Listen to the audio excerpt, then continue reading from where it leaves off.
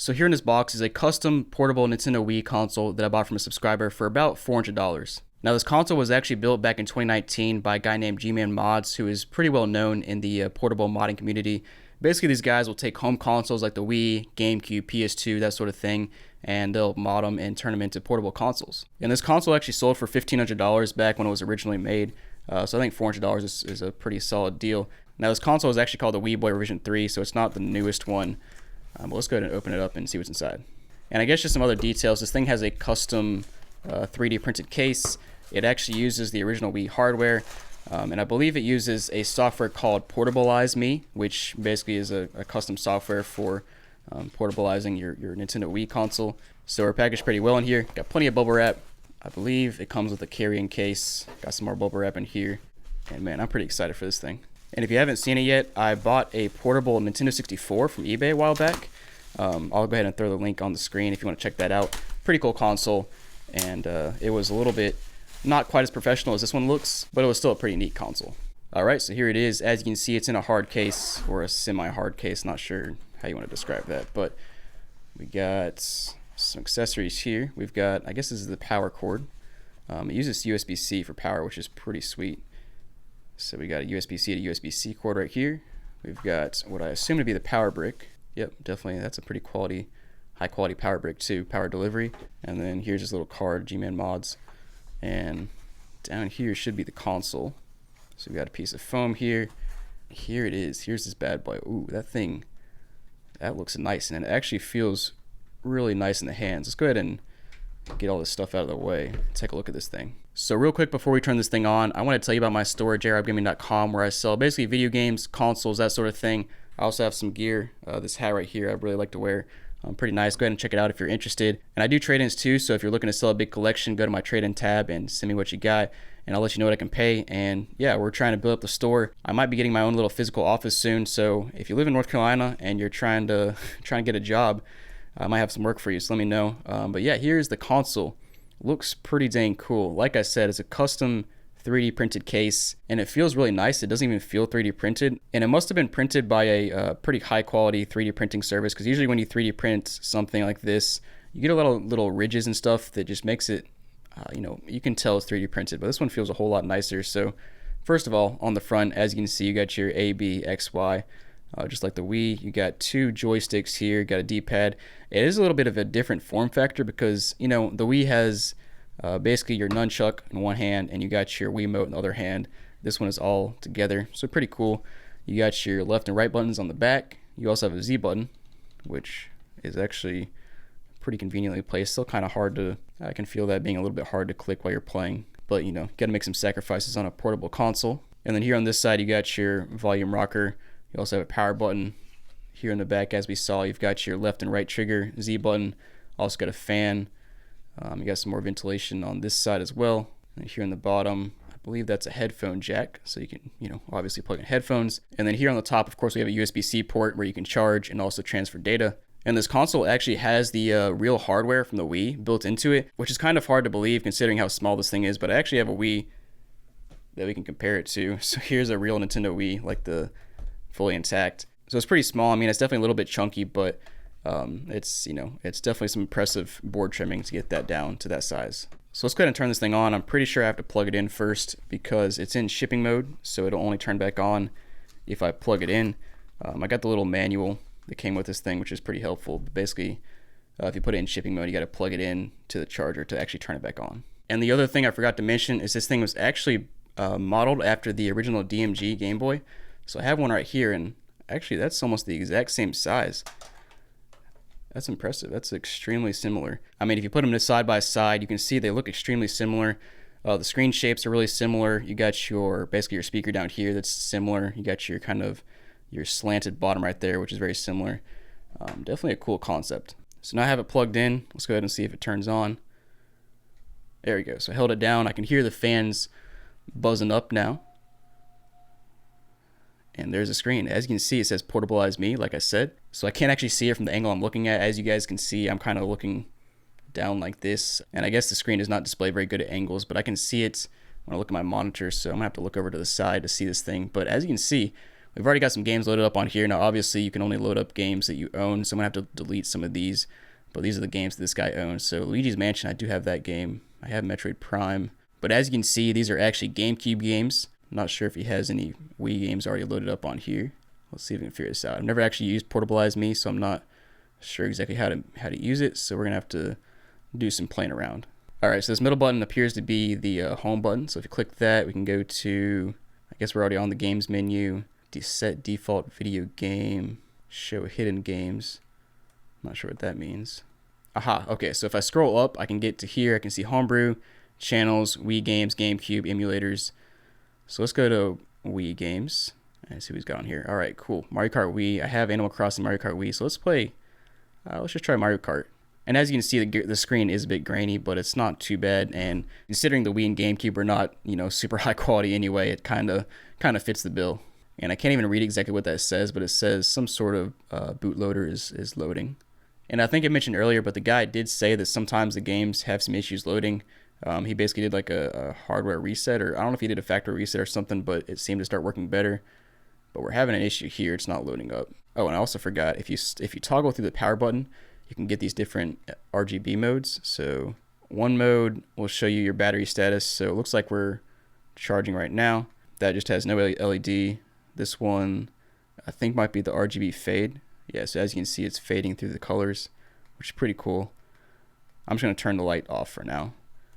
And clearly this thing is not loading up, so let's go ahead and turn it off and turn it back on. All right, so for whatever reason, this thing is not even booting up now, so I'm going to have to take this thing off camera and play around with it a little bit and try to figure this out. All right, guys, so we are back, and I have some good news and some bad news. First of all, I have gotten this thing up and running, and I've been playing around with it some. Bad news is it's still having the same issue that the subscriber mentioned, where it doesn't always boot up, and it doesn't always boot up games. It's kind of intermittent. I kind of have to try it multiple times before it works. As you can see, it's now loading up Portable Me. And so yeah, I figured it out a bit more. So we got Wii games here. You can go up to the top, and you can go to your GameCube games. I've been able to successfully boot up Wii games and GameCube games. Now, with the Wii games, I have to use the Wiimote. I've been trying to find online if that's how it is with Portable Me, or if I'm just on an older version or whatnot. I haven't found that answer yet, but I'm sure somebody in the comments will let me know. Or if I find that out before I post this video, I'll let you guys know. But basically, like I showed you earlier, you got your homebrew, Wii games, GameCube emulators. So under homebrew, we got a bunch of stuff, and I've tried to boot up a few different pieces of the software under the homebrew menu, and sometimes they work, sometimes they don't. I did one time reconfigure the GameCube calibration. So basically, if you hold down Y, X, and A as you boot up, you can basically reset the GameCube calibration of the controller. And I did that, and then my X was inverted, so I had to go to GameCube Plus or GC Plus config and redo that, which was kind of a nightmare because it didn't open the first few times, and then also the words were like off the screen, so I kind of had to guess, and eventually I got it right. You can also use this visual controller test right here, where you can test the controller. I tried to boot that up a few times, and it worked like once. But not the other times. I'm guessing this issue is probably an issue with the file system, or something probably just needs to be reinstalled. I might need to upgrade to a newer version. Clearly I'm not an expert on Wii modding, so if you see anything that I'm saying wrong, please tell me down below, and if you have any info, that'd be helpful. So I had to turn it off to get out of the app, and if we turn it back on, it might boot up, it might not. I guess we'll find out here. So there we go, we got 2 times in a row it's booted up. So let's go ahead and show you a game. So GameCube games work great. I mean, everything I've booted up so far works great when it boots up. So let's try GameCube. So we've got some solid games on here. And I imagine if you're playing this thing, you probably want to play GameCube games. I know I'd rather play some of these GameCube games than the Wii games. Not that there's not any good Wii games, but just GameCube is a classic. So let's try... I tried Super Smash Bros. Earlier and it worked fine. Let's try Zelda, Legend of the Wind Waker. So we click on it, press A, and it boots up. Well, hopefully it boots up. We'll find out. Well, so I thought we were making progress because this was initializing the memory card, but it's still initializing, and it's been like a full minute, maybe 30 seconds, but it seemed to have already written the 512 kilobytes, so I'm not sure what's going on here. And at this point, I'm not sure if I should turn this off or not because I don't want to corrupt anything. We'll just give it a minute, and if it does nothing, then I'll turn the console off. And I mean, I guess while I'm waiting, I can kind of do some more comparison to the DMG GameBoy. As you can see, it's even got the ridges in the back. Clearly there's no little flap where you can open up the battery pack here, but it looks very similar. It'd be, it'd be next level is if they included a cartridge slot in here so you could play physical Game Boy games, but clearly that's not going to work, not in the scope of this, unless you made this thing massive and included some additional hardware, but that would have been cool. So clearly this thing is not working still, so let's go ahead and turn it off, and hopefully nothing's corrupted. We might have to try to turn it back off and on a few times, but it'll eventually turn on, hopefully. There we go. So on attempt number 4 or 5, it finally booted back up. So we're back on our GameCube games, and let's just try Ultimate Spider-Man, see if that works. And once we get this booted up and working, I'm going to show you a GameCube game and then a Wii game, and then we're going to open this bad boy up. You know, I don't really want this video to turn into a troubleshooting session, because that's not really what this video is for. It's really kind of just to show off the console and take a look at it. But yeah, we'll try out a couple games. Once they get to loading, we'll take a look at them, and then we'll open this bad boy up and take a look at how nice it looks on the inside. I've seen some pictures of the inside, and it looks real nice, so I'm excited to check it out myself. Alright, so we finally got a game loading up, and it looks pretty crisp once you get into an actual game. As you can see, we've got Ultimate Spider-Man here. You can use your volume rocker on the side to go up and down. And again, this thing is really well built. It feels great in the hands. Well, it feels great for being a portable. It's still a little bit awkward. I mean, like, look at my hands. I gotta kind of flex them like this for it not to feel cramped. Like, I can do this, but it just feels really cramped. Alright, so we are booted up. It's kind of hard to see, to be honest, because it's a dark scene, and I have a light shining straight on it, and the screen is honestly not that bright to start with, so a little bit difficult to see right now, but clearly it's working fine. I mean, this is real hardware from the Wii, so GameCube and Wii games should run fine without glitches. Let's go ahead and go back to the menu, and we'll try out a Wii game. Alright, so attempt number 1, we're booted back up. So we go back up here, go to Wii games. We've got a few loaded on here. We'll go with Super Mario Galaxy. I wonder why we have 2 copies of Brawl. Not sure. We'll try out Super Mario Galaxy and see if that works. And like I mentioned earlier, I haven't been able to use the actual controls on the console for Wii games. I have to actually boot up the controller. And first thing I'm noticing, I don't think I booted up Animal Crossing. So we definitely have some issues here. I think there's some stuff mixed around with the ROMs. I don't know, but it definitely should not have booted into Animal Crossing because I selected another game. So to sync up the Wii controller, you have to hold down the minus button on the volume rocker.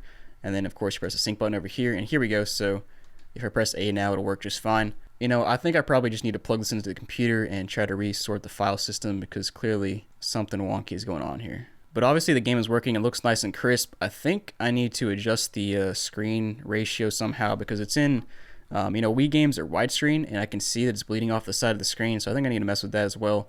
There's definitely some stuff I got to figure out on here, but like I said, I don't want this video to be a troubleshooting video. I just kind of want to show it off to you guys. And last but not least, we'll go to the Game Boy Advance emulator and just boot up a game, and then I'll open this bad boy up. Alright, so boot up attempt number 6. We're finally back in. And let's go up to emulators. And as you can see, we've got some Game Boy Advance games on here. So I just want to boot one up real quick and see if it works. Alright, cool. So that booted up pretty quick. Well, I guess we're not officially into the game yet, but almost. Alright, yeah, so there we are. Works good so far. It is an emulator, so there could be some glitches and stuff, but it's Game Boy Advance, so it should be fine. Well, let's go ahead and turn this thing off and open it up. I'm pretty excited to see what it looks like on the inside. And so it looks like we have 6 screw holes here. 1, 2, 3, 4, 5, 6. And it looks like that's all we need to take it apart. So it should be pretty straightforward. And I just looked on the inside and it looks like Phillips head. So let me go ahead and get out my iFixit toolkit. If you don't have one of these and you do any kind of repair, you got to check out the iFixit toolkit. It works great. I'm not sponsored by them or anything. If they want to sponsor me, let me know. But they definitely have some high quality tools. Alright, so the funny thing is, after I just said that, these screw tips are actually not long enough to fit into there. Because as you can see, the screw tip is only thin enough up to there to get down. So I can't actually reach the screw without a longer screwdriver that's skinnier.